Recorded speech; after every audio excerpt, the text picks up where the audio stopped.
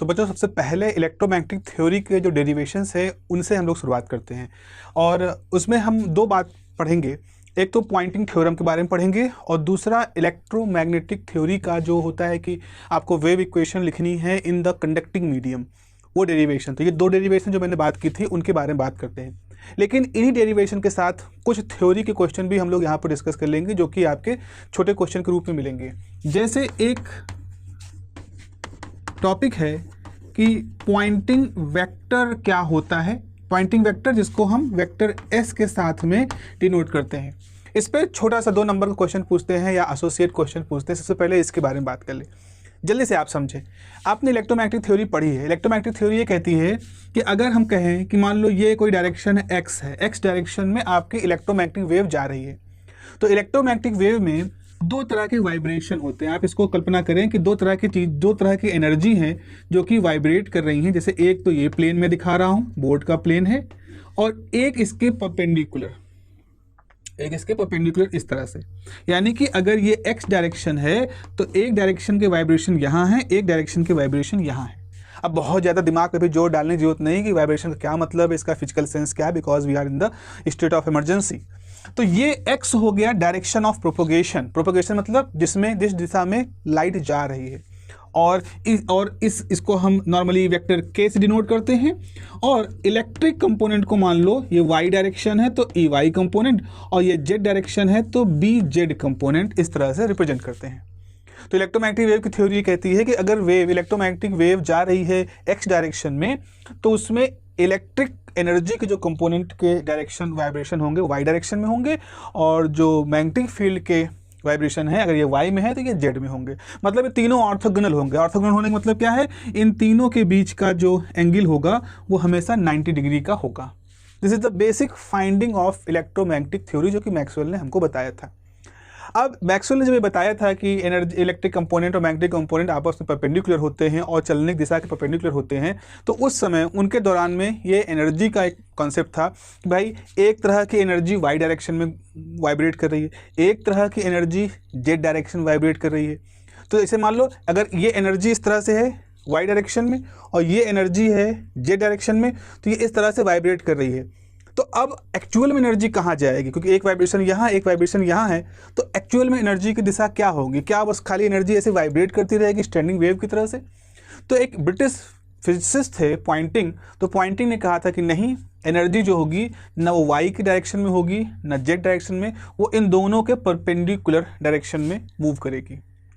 और उन्होंने एक वेक्टर से बताया था कि एक वेक्टर हम यहाँ डिफाइन कर सकते हैं, इसको हम पॉइंटिंग वेक्टर कहते हैं।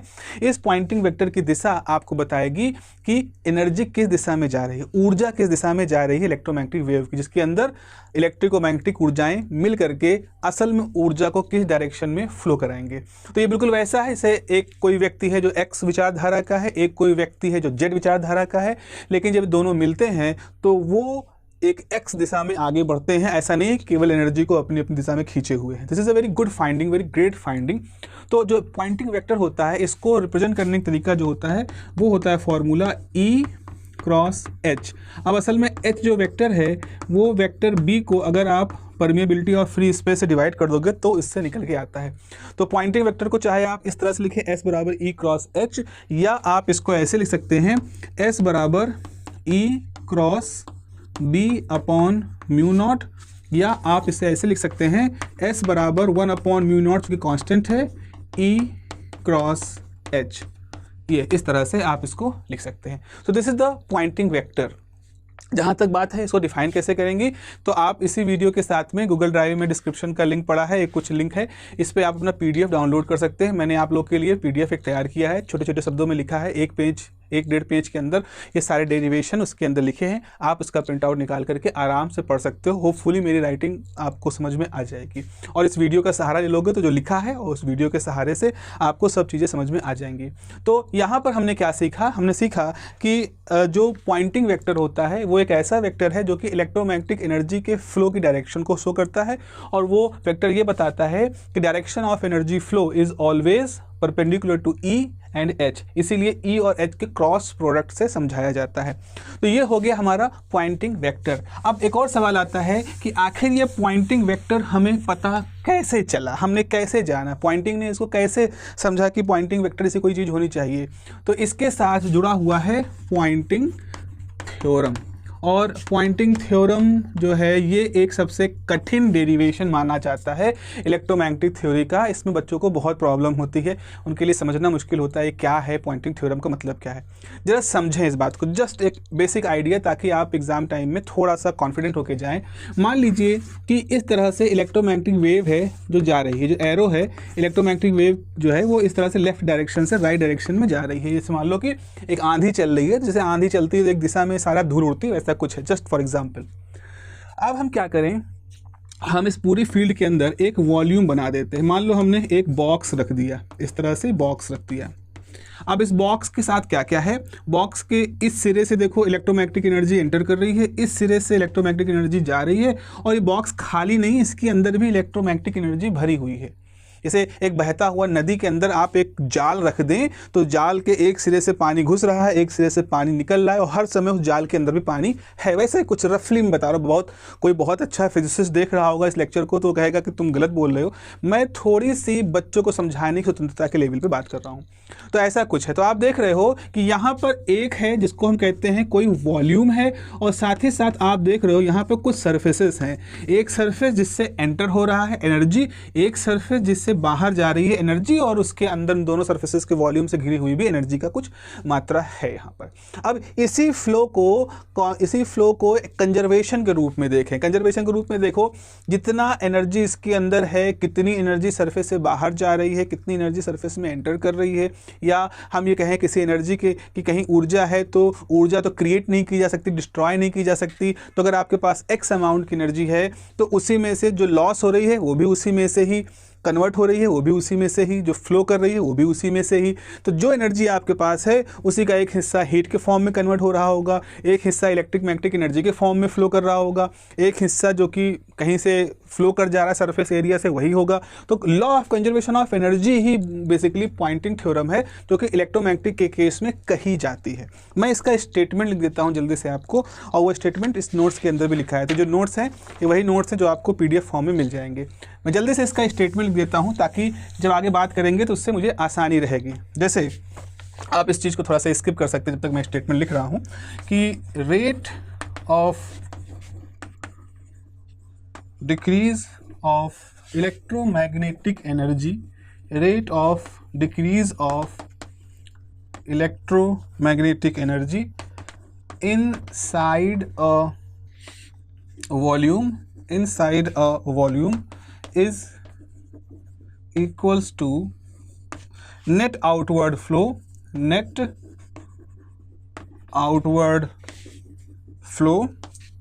of electromagnetic energy, of net outward flow of electromagnetic energy through surface plus the energy dissipated per second in the form of heat या work on चार्जेस। जस्ट तो ये है स्टेटमेंट है पॉइंटिंग थ्योरम, किसी भी theorem का statement होता है। और अगर इसको आप अगर मान लो कर सर इतना लंबा स्टेटमेंट हम 2 दिन में कहाँ याद कर पाएंगे, तो कोशिश करिएगा इसमें कुछ चीज़ों को याद करने का। और एक सूत्र मैं लिख देता हूँ, हालांकि बहुत स्टैंडर्ड प्रैक्टिस नहीं, लेकिन आपको एग्जाम में आपको बचाने के लिए, आपको नंबर दिलाने भर के लिए हो जाएगा। तो इसको लिखने के बाद आप लिख सकते हैं कि decrease in electromagnetic energy is equal to, इसी स्टेटमेंट को ही हम फॉर्मूले फॉर्म में लिख रहे हैं। Decrease in electromagnetic energy is equal to energy carried away plus energy used as heat और वर्क। तो अगर ये जो स्टेटमेंट है इसी चीज़ को हमने इस तरह से फॉर्मूले के फॉर्म में लिख दिया और अभी मैं इसी चीज़ को मैथमेटिकली प्रूव भी करूंगा। तो यहाँ पर ये लिखा है कि rate of decrease of electromagnetic energy, जहाँ भी वर्ड रेट का इस्तेमाल होता है तो रेट वर्ड जो होता है वो d/dt को शुरू करता है, मतलब कोई चीज़ अगर समय के साथ बदल रही हो तो उसको हम रेट कहते हैं। तो rate of decrease of electromagnetic energy, कहाँ पे इलेक्ट्रोमैग्नेटिक एनर्जी का समय के साथ बदलाव हो रहा है, इनसाइड अ वॉल्यूम, वो जो मैंने इससे पहले बॉक्स बनाया था वो इक्वल होता है net outward flow of electromagnetic energy. तो जो बदलाव हो रहा है वो किसके बराबर है, कितनी एनर्जी फ्लो कर रही, नेट कितनी एनर्जी आउटवर्ड फ्लो कर रही है, प्लस वो एनर्जी जो डिसिपेट हो जा रही है, लॉस हो जा रही है, एनवायरनमेंट में चली जा रही है, दूसरे फॉर्म में कन्वर्ट हो जा रही है, dissipate per second in the form of heat और work on the charges. So basically ये जो है ये law of conservation of energy को ही शो कर रहा है इलेक्ट्रोमैग्नेटिक फॉर्म में। जैसे आपने 100 रुपये कमाए तो 100 रुपये में से कितना आपका टैक्स में चला गया, बिजली के बिल में चला गया या किसी धर्म काम में चला गया, कितना आपने अपनी लाइफ को इंप्रूव करने के लिए खर्च किया, वो सारा कुछ जोड़ जमा 100 ही होगा, क्योंकि आपने घर में नोट नहीं छाप रहे हो। तो अगर आपने घर में नोट नहीं छाप रहे हो, जितना कमा रहे हो उतना ही आप खर्चा कर रहे हो, उसी में से ही आप बचत कर रहे हो, तो आपके खर्च और आपके बचत जोड़े जाएँ तो आपकी कमाई के बराबर ही होगा। Exactly that is this law of conservation of energy in the form of this Poynting theorem. तो पॉइंटिंग थ्योरम का ये है। अब हम ये जो चीज़ें लिखी हैं इसी चीज़ को यहाँ भी मैंने लिखा है कि decrease in the electromagnetic energy, यानी rate of decrease of the electromagnetic energy is equal to the energy carried away, ये वही चीज़ है outward flow of electromagnetic energy, उसको यहाँ लिख दिया है। और फिर दूसरा हिस्सा जो लिखा है प्लस द एनर्जी डिसिपेटेड पर सेकेंड, तो वो ये है energy used at the form of heat. तो जो स्टेटमेंट है 5 लाइन का वही मैंने यहाँ पर लिख दिया है। ये दोनों लिख दोगे, this is the best optimum answer. ठीक है, तो मैं एज अ प्रोफेसर जो कॉपी चेक करता हूँ तो मैं किस तरह के आंसर की उम्मीद कर रहा हूँ उसको मैं यहाँ पर लिख रहा हूँ। एक चीज़ और सोच रहे हो बच्चों, आप जो आंसर लिख रहे हो और जिस तरह का आंसर होना चाहिए स्टैंडर्ड तरीके से और जिसकी उम्मीद की जाती है आपसे एग्ज़ाम में, उसमें थोड़ा अंतर हो जाता है। और इसी अंतर की वजह से आपको लगता है कि मैंने तो अपना बेस्ट दिया है, लेकिन आप उम्मीद रखते हो कि मुझे उतना ही अच्छा आप उतने ही अच्छे मार्क्स मिले और आपको मार्क्स नहीं मिलते, क्योंकि जो अच्छा है आप लिख रहे हो, कुछ काम चलाओ, कुछ ये भी नहीं मालूम हुआ है कि इसका कितना इंपॉर्टेंस है। जैसे आपको मालूम ही नहीं है कि किस वर्ड का कितना इंपॉर्टेंस है, आपको लगता है मैंने कुछ तो लिख दिया, कुछ लिख देने ही तो नंबर मिल जाएंगे, लेकिन हो सकता है आपने जो लिखा हो वो गलत हो गया हो, वो बिल्कुल कॉन्टेक्स्ट से बाहर हो, तो आप तो नंबर जोड़े बैठे हैं, लेकिन मैं एज अ टीचर देखता हूँ मुझे लगता है क्या बेवकूफ़ी वाला जवाब लिखा गया है। तो इसलिए आपको जानना जरूरी है what is good, what is right, what is wrong. Now derivation बहुत इंपॉर्टेंट है जो कि बहुत सारे बच्चे छोड़ के आते हैं, तो मैं इसका प्रूफ लिख देता हूँ। मतलब प्रूफ क्या कहूँ, इसको कैसे आप एक्सप्लेन करोगे। तो इसकी शुरुआत होती है मैक्सवेल्स थ्योरम से। सो यहाँ पे लिखेंगे हम लोग मैक्सवेल्स थ्योरम, तो मैं कहूँगा मैक्सवेल्स इक्वेशन से।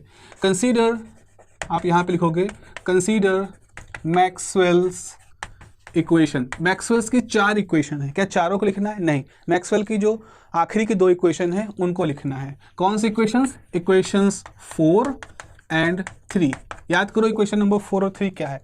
इक्वेशन नंबर 4 है कि डेल क्रॉस बी बराबर mu time J, mu naught time J plus mu naught time epsilon del E by del T. ये एक्चुअल में मैक्सवेल की थ्योरम है, लेकिन आपको यहाँ नहीं, इसको थोड़ा सा मॉडिफाई करना है।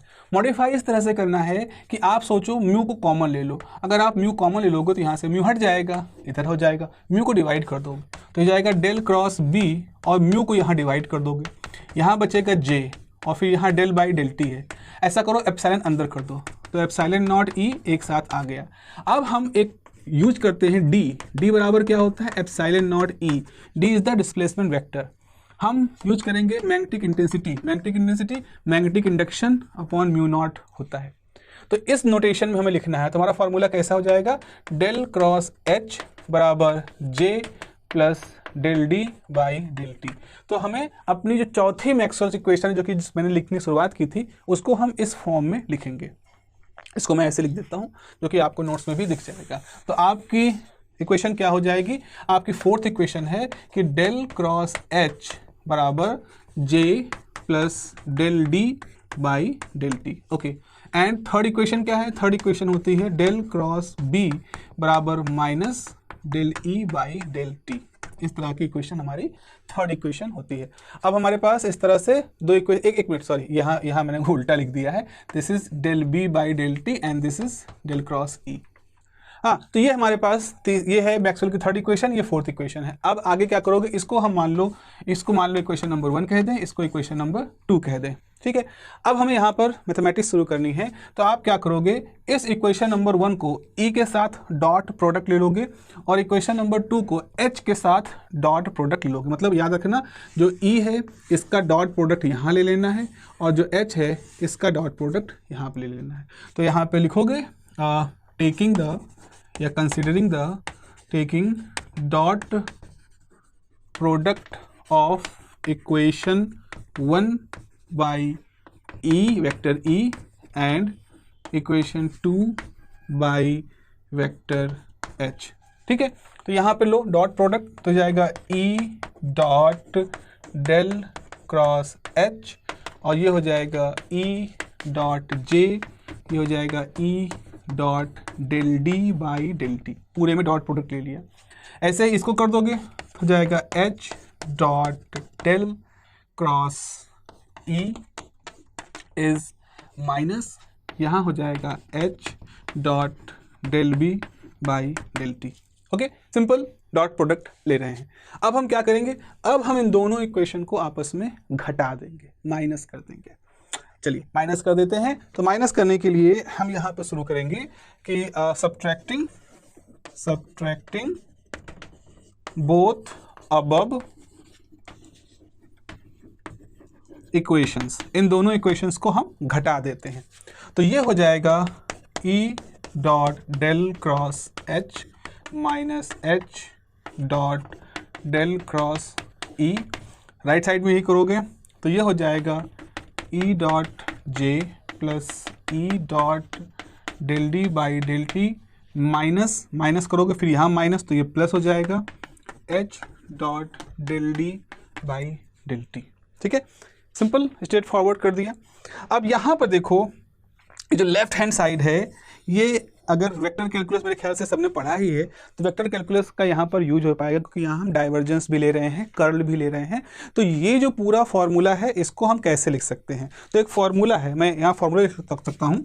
सिंस वेक्टर कैलकुलस का फॉर्मूला है, अगर आप del cross E cross H करोगे, अगर आपके पास मान लो E क्रॉस H क्वांटिटी है, उसका डॉट प्रोडक्ट लोगे, डेल लोगे, तो उसकी वैल्यू क्या आ जाएगी, उसकी वैल्यू होगी H dot del cross E minus E dot del cross H, इस तरह से आएगा। ये कहाँ से आया, एक फॉर्मूला है। जैसे ये del cross A cross B कोई दो क्वांटिटी है, उनका डॉट क्रॉस प्रोडक्ट को डॉट लोगे डेल के साथ में, तो उसको ऐसे लिख सकते हैं। अब खास बात आप यहाँ पे देख रहे हो कि इसमें क्या हुआ, H टर्म पहले है, यहाँ H का टर्म बाद में है, यहाँ माइनस के बाद E का टर्म है, यहाँ E का टर्म पहले है, यानी कि ये बिल्कुल उल्टा है।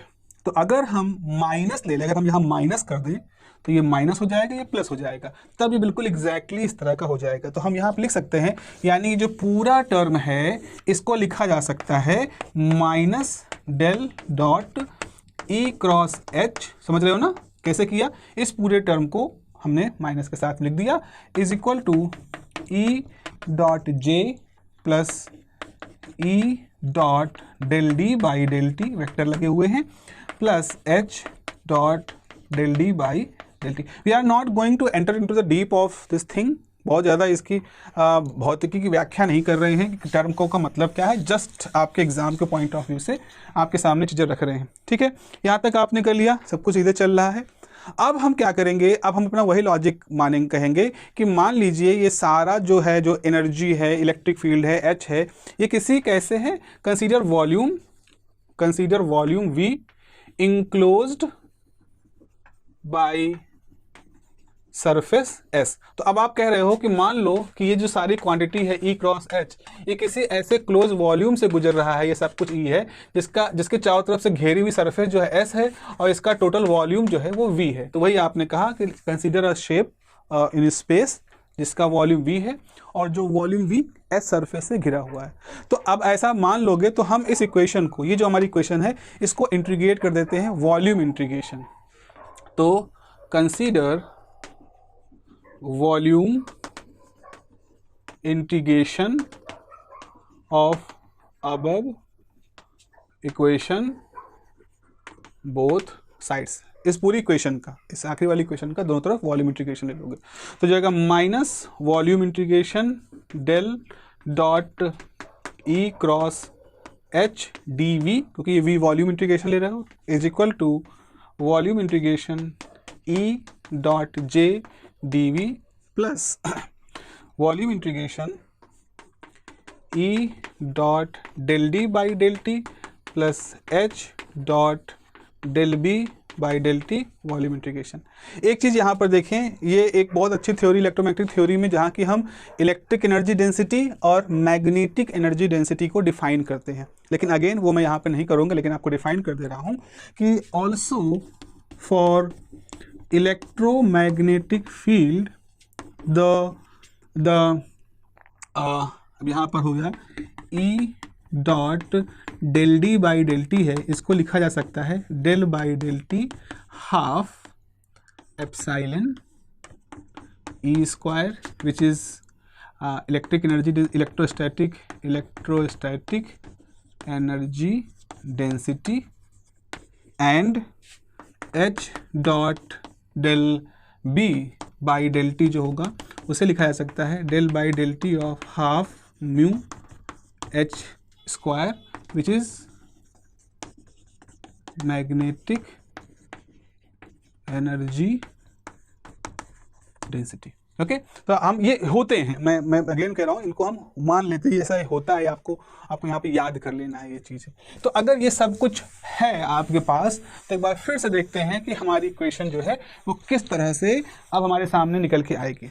तो यहाँ से शुरुआत करते हैं, ये हो जाएगा minus del dot E cross H D V volume V, ये डेल है, plus volume V E dot J D V bracket में कर देते हैं, plus volume V del by del T, क्योंकि अब आप इसकी जगह पर ये वैल्यू रख दोगे, इसकी जगह पर ये वैल्यू रख दोगे, तो del by del T half epsilon E square half mu H square D V. इस तरह से आपका फॉर्मूला आ गया। आपने सिर्फ इन डॉट प्रोडक्ट, जो कि डॉट प्रोडक्ट है तो डेंसिटी को दिखा रहा है, एनर्जी जो कि स्केलर होती है, तो वो आपने यहाँ पर ऐसे लिख दिया, डी बाई डी टी यहाँ पर आ गया है।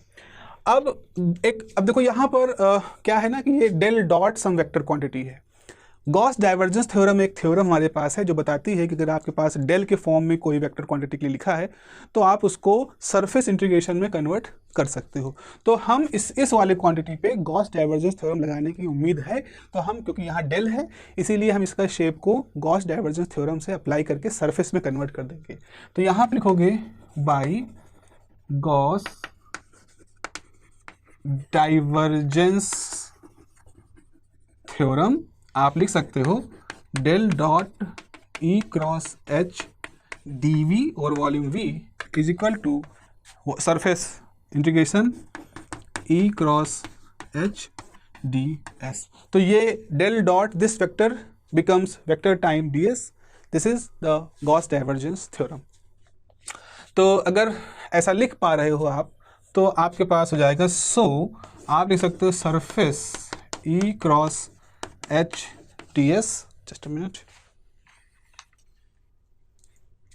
डी एस यहाँ डॉट होगा, इज इक्वल टू माइनस यहाँ कर दे, minus E dot J D V minus del by del t integration volume half epsilon E square half mu H square D V. So this whole thing is the Poynting theorem. इस Poynting theorem में आपके पास ये सारी चीज़ें आ गई हैं।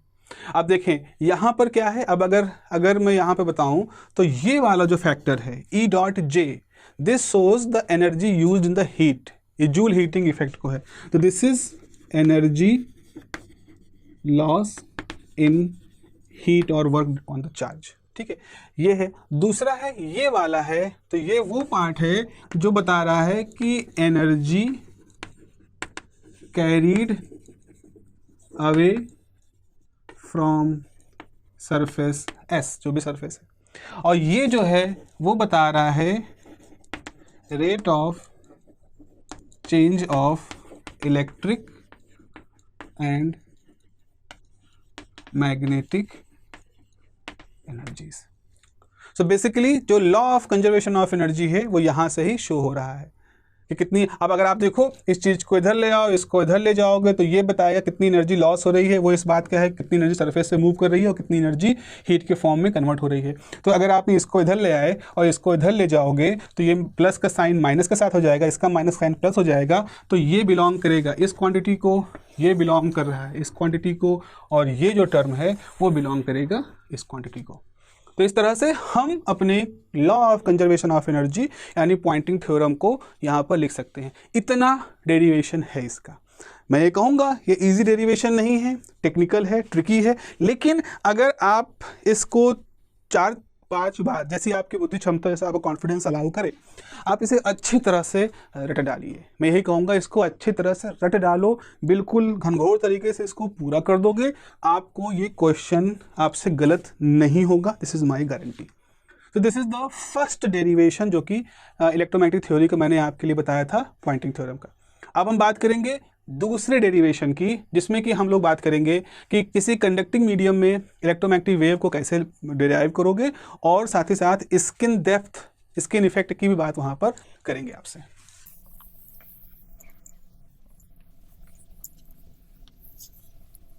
ठीक है, चलें अगले डेरिवेशन की तरफ जाते हैं। अगला डेरिवेशन हमारे पास क्या है, अब हम अपना डेरिवेशन नंबर 2 कहते हैं, और डेरिवेशन नंबर 2 है कि इलेक्ट्रोमैग्नेटिक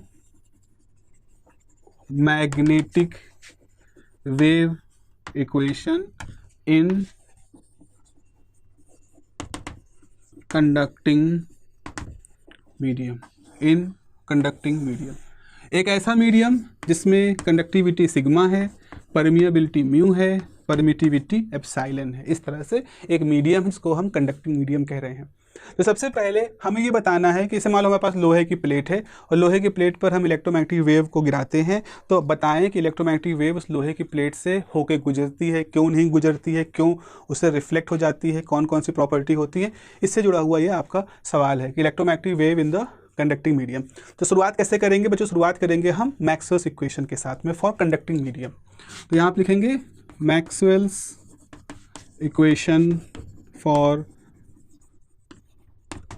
कंडक्टिंग मीडियम।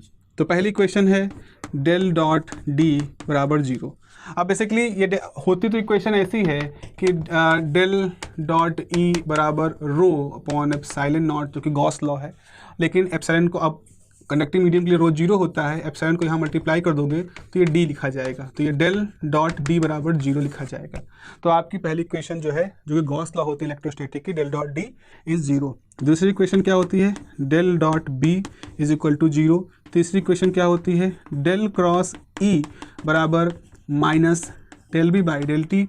चौथी इक्वेशन क्या होती है? डेल क्रॉस एच बराबर J plus del D by del T, जो कि हमने इससे पहले लिखा है। तो ये हमारी 4 इक्वेशंस हो गई हैं जो कि मैक्सवेल्स इक्वेशन है कंडक्टिंग मीडियम के लिए। आप देख रहे हो यहाँ पर इधर भी राइट साइड में 0, यहाँ भी राइट साइड में 0, यहाँ del B by del T है, यहाँ पर ये है। अब यहाँ पर आखिर कंडक्टिंग मीडियम है, तो आपको कंडक्टिंग मीडियम में आपने रो को 0 क्यों लिखा?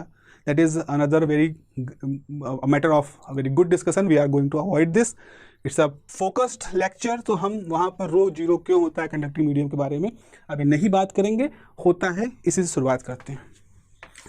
तो अब हम यहाँ पर शुरुआत करेंगे। तो सबसे पहले क्या करेंगे, पहले तो उनको नाम दे दो, इक्वेशन नंबर 1, 2, 3, 4। और इक्वेशन नंबर 3 से शुरुआत करेंगे, और इक्वेशन नंबर 3 से हम क्या करेंगे, इसका कर्ल कंसीडर करेंगे। तो आप लिखोगे कंसीडर कर्ल ऑफ इक्वेशन 3।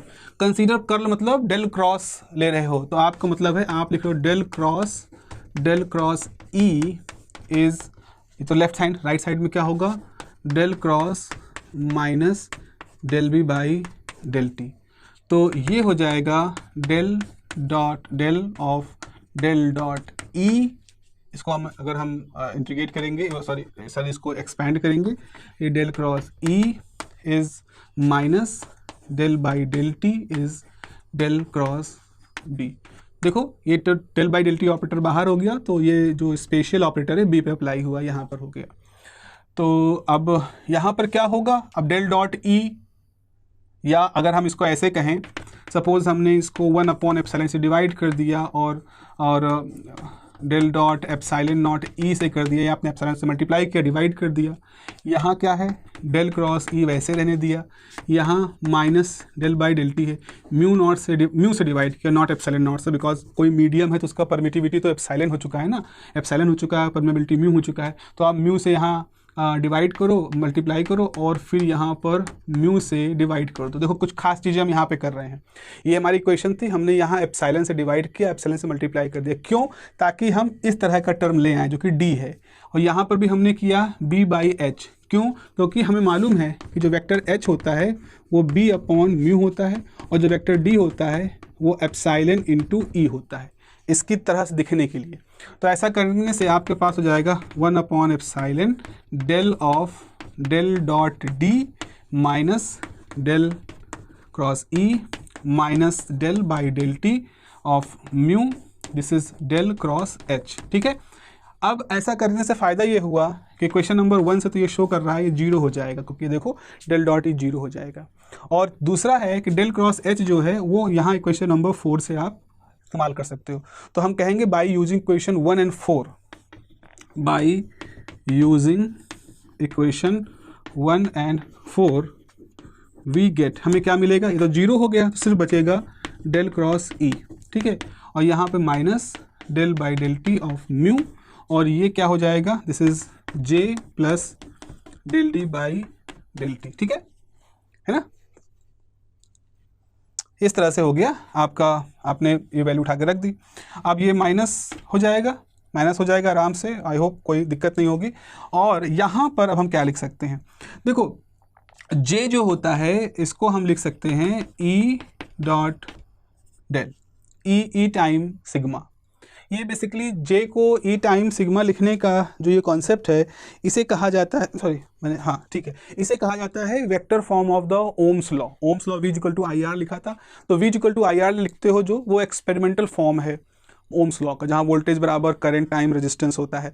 लेकिन उसका एक्सपेरिमेंटल फॉर्म वो हो गया। वेक्टर फॉर्म जो होता है वो ऐसे होता है जहाँ करंट डेंसिटी बराबर electric field intensity of electric field time conductivity लिखा जाता है। तो this is, since this is called the vector form of Ohm's law, तो vector form of Ohm's law है। तो अगर ऐसा है तो आपके पास फॉर्मूला क्या हो जाएगा,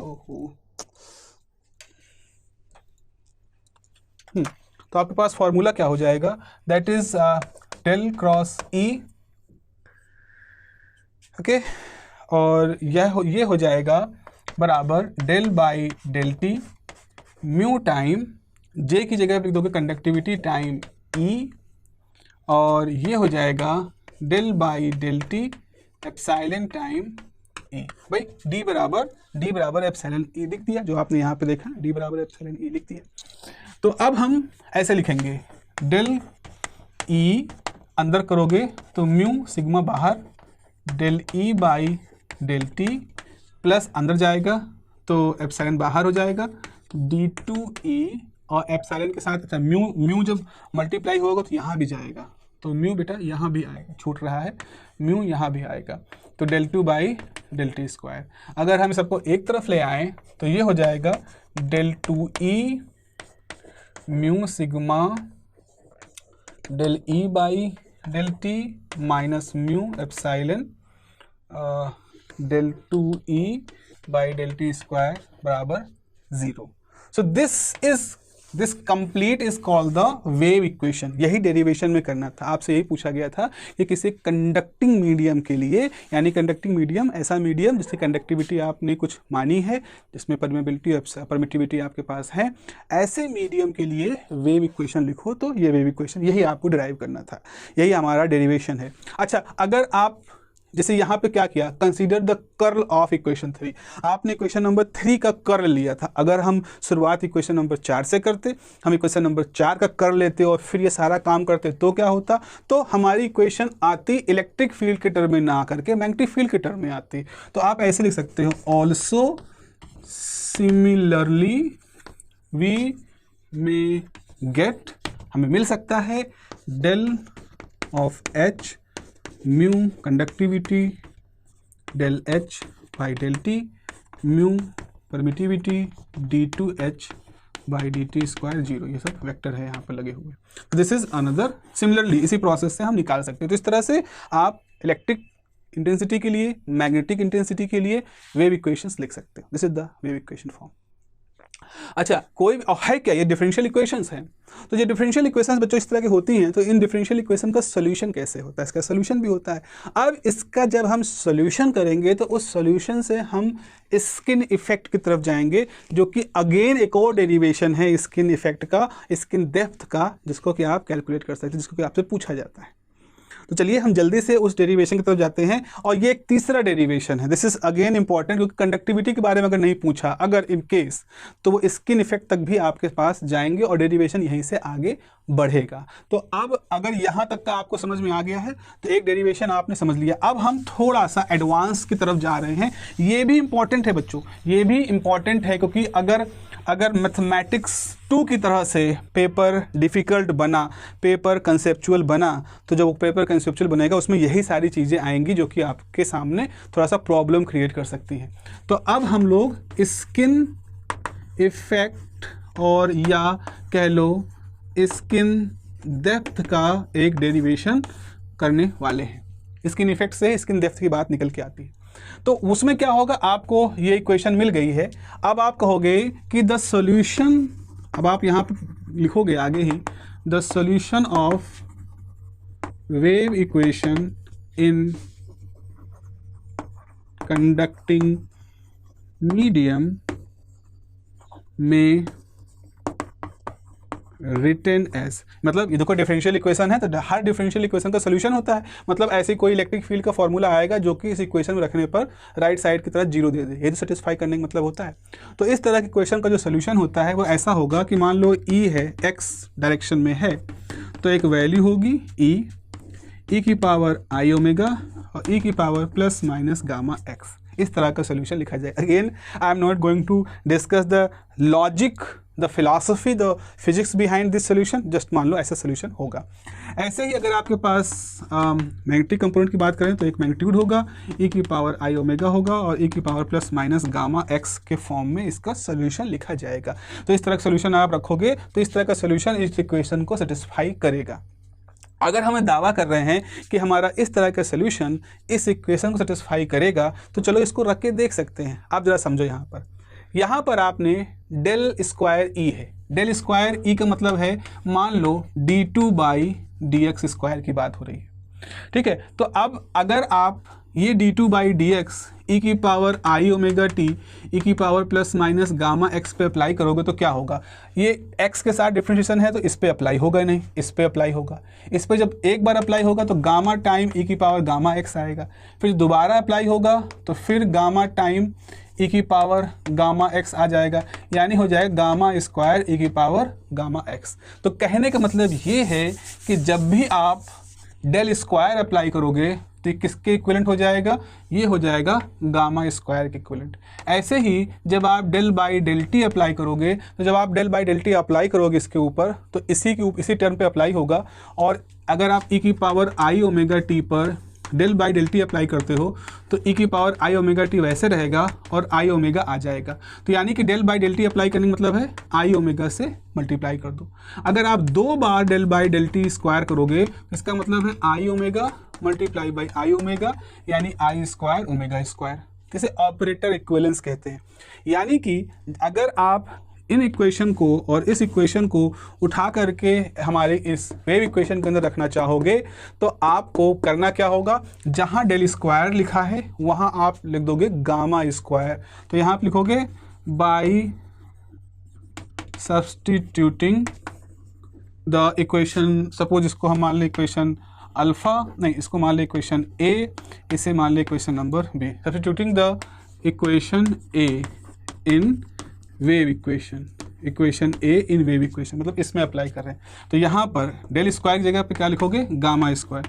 तो गामा स्क्वायर और ई की जगह पे क्या लिखोगे, ई जीरो ई की पावर आई ओमेगा टी, या लिखने की जरूरत नहीं है, जस्ट आप ई ही रहने दो, E minus mu sigma del by del t होगा। तो डेल बाई डेल टी का मतलब है आपको यहाँ लिखना है आई ओमेगा और फिर ई यहाँ पे लिखे दे रहे हैं, ये हो जाएगा mu epsilon i square omega square ई बराबर 0, या हम ऐसे लिख सकते हैं, अगर हम ई को बाहर कर दें तो gamma square mu sigma i omega plus mu sigma omega square बराबर 0। यहाँ पर देखो आई स्क्वायर जो है वो -1 होता है, तो ये आ गया। तो यहाँ से आपके पास गामा स्क्वायर की जो वैल्यू है वो हो जाएगी म्यू एप्सिलॉन ओमेगा स्क्वायर, और नहीं प्लस में जाएगा तो जाएगा आई टाइम म्यू सिग्मा ओमेगा, और ये हो जाएगा minus mu epsilon omega square. इस तरह से गामा की वैल्यू आपके पास आ जाएगी। अब अगेन इसमें थोड़ा सा और वर्कआउट करेंगे, तो मैं आपको सिर्फ जल्दी से इसकी जगह पर इसको एक और सिंपल तरीके से, मतलब इसको सिंप्लीफाई करके ऐसे लिखा जाएगा कि आगे सिंप्लीफाई करोगे तो गामा बराबर हो जाएगा -1 + आई टाइम के, या under root mu epsilon omega by 2। इससे ये आ जाएगा। आप चाहे तो इसको डायरेक्टली याद कर लो, नहीं तो नोट्स में आपको ये मिल जाएगा। सिंपल सा कैलकुलेशन है, मैं थोड़ा सा मतलब 2-4 स्टेप हैं, 10 मिनट लगेंगे, बट आप इसमें यहाँ से देख सकते हैं। ओके, तो ये हो जाएगा फॉर्मूला। तो हम यहाँ पर ये मान लेते हैं कि पुट के बराबर under root mu sigma omega by 2, तो आपके पास गामा की वैल्यू हो जाएगी -1 + आई टाइम के। इस तरह से ये वैल्यू आ गई। तो जो आपने सोल्यूशन में पहले यहाँ गामा माना था, उस गामा की वैल्यू माइनस वाला टर्म आप लोगे, यहाँ पर माइनस टर्म आप लोगे, तो यानी गामा का मतलब ये जो प्लस माइनस है इसमें से केवल माइनस टर्म हम लेंगे, इसका ये मतलब है। इसका मतलब ये गामा का माइनस नहीं, मतलब गामा को हम माइनस के साथ ही यहाँ पे लेंगे। तो आपके पास इतना करने के बाद ऐसे लिखोगे, सो वी गेट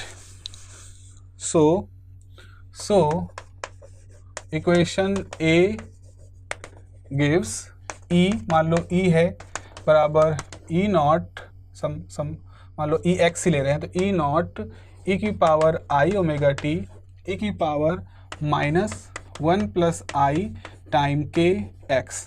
तो ये हो जाएगा ई नॉट ई की power i omega T E की पावर -के एक्स ई की पावर -आई के एक्स, मल्टीप्लाई कर दोगे तो यहाँ पर हो जाएगा E0 ई की पावर -के एक्स ई की power i omega T E की पावर -आई के एक्स।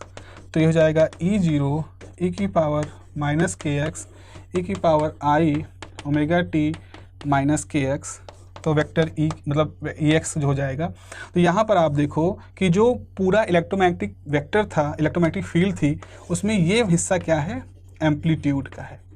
ये हिस्सा एम्पलीट्यूड का है और ये हिस्सा फेज का है। तो अब आपको ये दिखाई पड़ रहा है कि अगर आपकी जो इलेक्ट्रोमैग्नेटिक वेव है वो किसी ऐसे मीडियम में जाएगी जिसकी कंडक्टिविटी कुछ है, तो उस वेव की जैसे उस मीडियम में एंटर करेगी, उस वेव का जो एम्पलीट्यूड होगा वो कांस्टेंट नहीं रहेगा, बल्कि इस फैक्टर से घटना शुरू हो जाएगा। माइनस का मतलब क्या है, जैसे जैसे एक्स बढ़ेगा वो घटना शुरू हो जाएगा। और उसमें घटने में कौन सा फैक्टर काम करेगा, के में क्या है, के के अंदर म्यू है, सिग्मा है, ओमेगा है।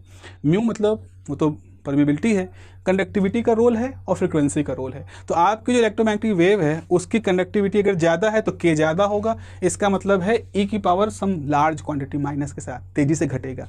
ऐसे ही अगर ओमेगा ज़्यादा है तो भी के की वैल्यू ज़्यादा होगी, यानी तेज़ी से घटेगा। तो ये जो घटना है, ये जो इसी को हम स्किन इफेक्ट कहते हैं। स्किन इफेक्ट का मतलब ये है कि जैसे अगर आपके पास ये आपके पास मान लो कि ये कोई लोहे की चादर है, इस पे इलेक्ट्रोमैग्नेटिक वेव आई और इलेक्ट्रोमैग्नेटिक वेव आते ही जैसे इसके अंदर एंटर करेगी, तेज़ी से इस फैक्टर की वजह से उसका एम्पलीट्यूड घटना शुरू हो जाएगा। तो वो जो इलेक्ट्रोमैग्नेटिक वेव है वो आकर के इससे मतलब रिफ्लेक्ट हो जाएगी, इसको प्रवेश नहीं कर पाएगी, इसकी त्वचा से ही टकरा करके वो रिफ्लेक्ट हो जाएगी, ख़त्म हो जाएगी। तो यही स्किन इफेक्ट कहलाता है। तो स्किन इफेक्ट में ये टर्म क्या शो कर रहा है, ये टर्म शो कर रहा है कि जो amplitude of the electromagnetic wave है वो जैसे किसी ऐसे मीडियम जिसमें कि कुछ कंडक्टिविटी है, कंडक्टिंग मीडियम है, उस पर टकराती है, तो उसका एम्पलीट्यूड बहुत तेज़ी से x के साथ डिक्रीज़ करता है। अब इसमें एक डिस्टेंस, इसमें स्किन डेप्थ की एक वैल्यू आती है। अब स्किन डेप्थ क्या है वो आप देखोगे, वो मैंने लिखा है इस नोट्स में।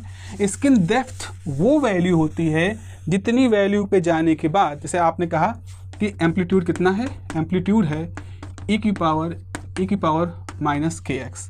तो अब हम मान सकते हैं पुट x बराबर डेल्टा, मान लो x की वैल्यू कोई डेल्टा के बराबर है, सो दैट ये डेल्टा वैल्यू क्या होता है, जो e होता है वो ओरिजिनल एम्पलीट्यूड का e टाइम हो चुका होता है।